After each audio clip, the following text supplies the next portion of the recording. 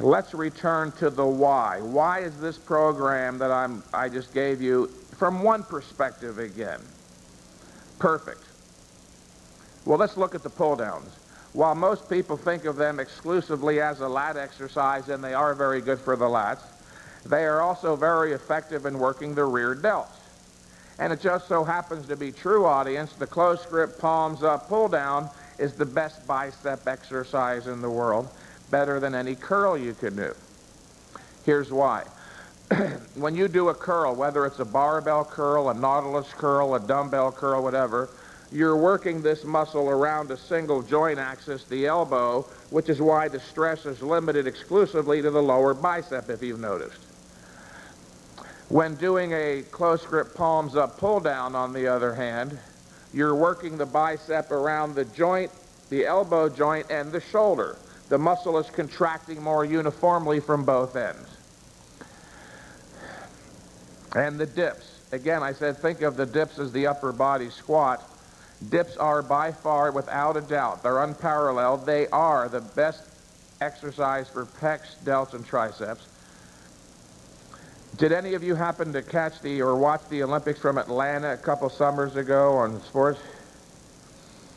There were 3 Americans who worked the parallel bars, you may recall, 3 American gymnasts who worked the parallel bars that possessed pecs, shoulders, and arms like those of an advanced bodybuilder, literally. Not just, kind of beginning bodybuilders, but advanced bodybuilders.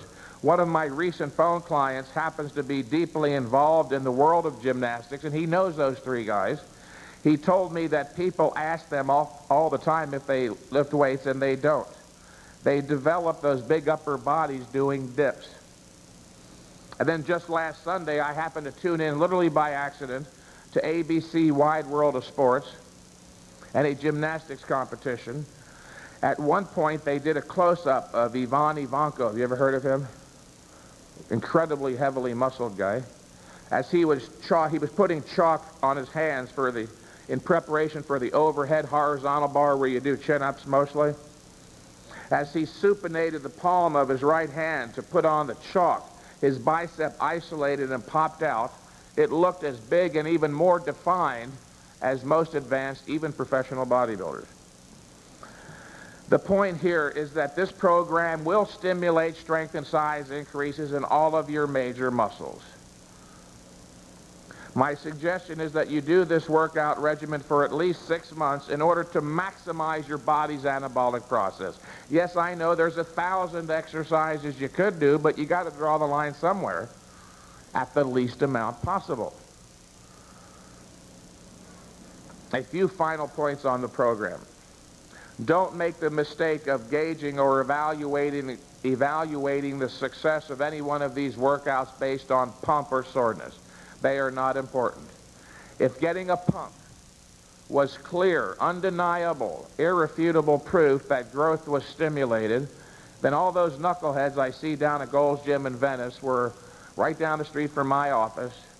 They're not all knuckleheads. Some are in the process of learning, but these guys who continue to evade the truth and make the same mistake for 20 years are knuckleheads. These guys would have 39-inch arms by now because they've been getting pumped every day, twice a day, even 3 times a day for years. The pump, obviously, of course, is only temporary. I like it myself, but you're lucky if it lasts only 20 minutes. The main point is this. You won't know that any one of these workouts was a successful workout until the next time you do that workout. That is an important point, by the way. You should want to know that every workout was a successful workout. I'm still amazed at how many people are willing to train for months and literally even years and years with little or no progress. I personally will not tolerate one workout without lack of progress or with lack of progress. If I see there's no progress, I stop, analyze what I'm doing, and make the appropriate changes. As I tell my phone clients, look, there's a reason for everything in this world, including lack of bodybuilding progress, and the number of possible explanations is not infinite. Go to the fundamentals. Either you're not training intensely enough, and or you're doing too many sets and or too many workouts. There's no other possibility other than you might be suffering from some undiagnosed disease like AIDS or whatever. And that's a possibility in this day and age. If you are growing stronger every workout, obviously a positive change is taking place in your muscle. That's how you gauge the success of these workouts. Not by pump or soreness, but the next workout, if you're stronger, didn't something positive happen? So the point here is keep a training journal. Record the date of each workout, list your body weight at the beginning, enumerate the exercises, list the amount of weight, and accurately record the number of reps, please, because even a 1 rep increase can be significant. You will grow stronger each and every workout from the program listed, and you will grow larger too, but only if you are obtaining adequate nutrition. Keep in mind the guiding principle: get a well-balanced diet.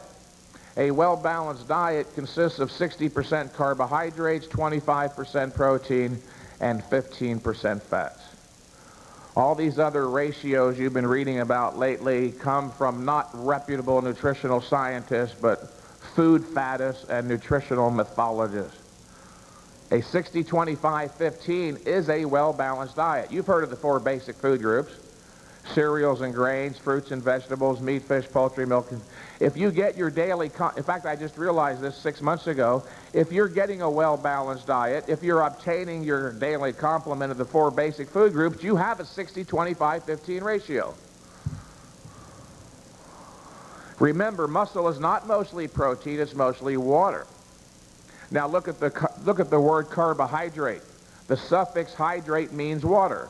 As you probably all know, the carbohydrate stores in the muscle becomes a chain of sugar molecules called glycogen. And every gram of glycogen stored in the muscle chemically bonds with and holds 3 grams of water. When you go lower than 60% carbohydrates on a high-intensity program, you're going to burn the glycogen out of the muscle, not restore it, and the water that was chemically bonded will leave the muscle.